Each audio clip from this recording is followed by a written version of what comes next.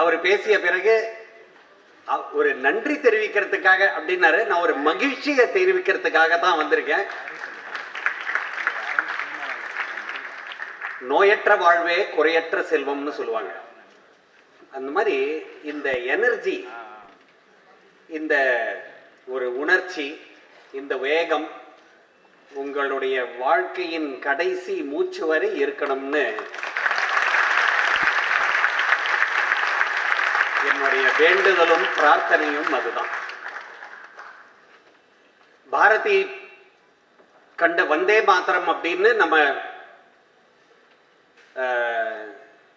ஐயா கிட்ட சொல்லும் போது அவர் சொன்னதும் பேச்சில் அவர் சொன்னதே தான். பாரதி பத்தி பேசலைன்னா அப்புறம் நான் பிறந்த என்ன பயன் அப்படின்னாரு. நிறைய பேர் இது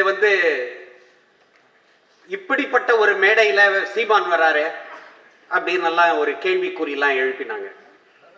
நல்லதை பேசுவதற்கும் நல்லவர்களிடம் தொடர்பு கொள்வதற்கும் ஒரு மேடை ஒரு தடையா அப்படிங்கிறத நம்ம யோசிச்சு பார்க்கணும். நல்லவர்கள், அவர்கிட்ட கூட நான் சொன்னேன், நல்லவர்கள் எல்லாம் கூடணும். நல்ல எண்ணம் கொண்டவர்கள், இந்த சமுதாயத்துக்கு நல்ல தன்மை போகணும் அப்படின்னு நினைப்பவர்கள் எல்லாம் கூடி சேர்ந்து வாழணும். அப்பொழுதுதான் ஒரு சமஸ்கிருத சொல் ஒண்ணு இருக்கு, துர்ஜனேன ராஜ்யே தர்ம பாட்டகா க்ஷியதேஹி ஜனைஹி. எப்பொழுது ஒரு ராஜ்யம் ஒரு நல்ல மனிதர்கள் இல்லாதவர்களாக ஆளப்படுகிறதோ அப்பொழுது தர்ம பாடம், தர்மத்தை அறம் காக்கும் பாடம் ஜனங்கள் மத்தியில் நலிந்து போகும்.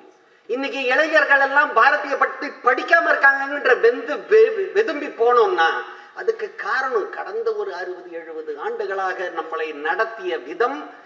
அவர் சொன்ன சொல்லிருந்தும் வைரபாரதி அவர்களுடைய ஒரு உரையிலிருந்தும் தெள்ள தெளிவாக தெரிகிறது. வள்ளுவர் கூட சொல்லியிருக்காரு, ஆபயன் குன்றும் அறுதொழிலோர் நூல் மறப்பர் காவலன் காவான் எனின். ஆபயன் குன்றும், பசுக்கள் எல்லாம் பால் தரதெல்லாம் குறைஞ்சு போகும். அறுதொழிலோர் நூல் மறப்பர், நல்லவர்கள் எல்லாம் படிச்சதை மறந்து போயிடுவானுங்க, படிக்க வேண்டியதை மறந்து போயிடுவானுங்க.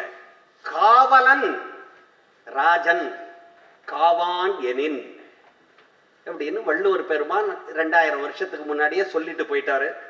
நம்ம நல்லதை நாடுவோம், நல்லவர்கள் கூடுவோம், நல்லவர்கள் கூடுவதற்கு தடையாக எது இருந்தாலும் அதை தகர்த்து எறிவோம். இவங்க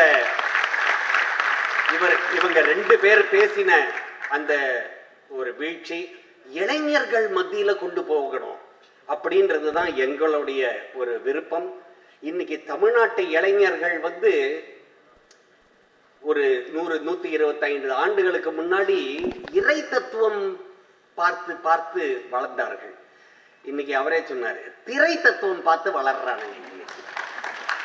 அதனால அந்த இறை தத்துவம் மறுபடியும் நம்ம நாட்டு மக்களுக்கும் நம்ம முக்கியமாக நம்ம இளைஞர்கள் மத்தியில் இறை தத்துவம் போக வேண்டும். இதுதான் எங்களுடைய ஒரு இப்படி ஒரு நிகழ்ச்சி இங்கே போடுறதுக்கு 20 நாள் ஆறுது. 20 நாள் அண்ணன் ஒரு சீமான் அவர்களுக்கும் உங்களுடைய ஒவ்வொரு அந்த ஒரு நம்பிக்கை இருக்கு பாருங்க. நீங்க பாரதியை படிச்சு படிச்சு படிச்சு உங்களுக்கு நம்பிக்கை இந்த அளவுக்கு ஒரு திடமாக இருக்கு அப்படிங்கிறதுக்கு உங்களுடைய பேச்சும் உங்களுடைய அந்த ஒரு பாடி லாங்குவேஜ் இதெல்லாம் ஒரு ஆள் மனசுல ஒரு ஒரு வெறி இருக்கணும். நல்ல அடி வயிற்றுலேருந்து அந்த வெறி கிளம்பணும். அப்படி கிளம்புறவர்கிட்ட மட்டும்தான் இப்படி ஒரு பேச்சு, இப்படி ஒரு சிந்தனையும் இருக்கும். நல்ல ஒரு சிந்தனை உங்களுக்கு கடவுள் கொடுத்திருக்கிறார்.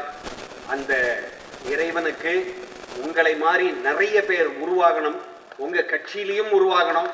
எல்லாரும் அந்த நிறைய தமிழ்நாட்டுக்கு நிறைய நல்ல தலைவர்கள் தேவை, அதுவும் உருவாகணும். இந்த விண்ணப்பம் வைரபாரதி அவர்களுக்கு, அவரும் கேட்ட உடனே மலேசியாவில் இருந்தார், கேட்ட உடனேயே ஒத்துக்கிட்டாரு. இந்த நல்ல நிகழ்ச்சிக்கு இவங்க எல்லாம் வந்ததுக்கு ரொம்ப மகிழ்ச்சி.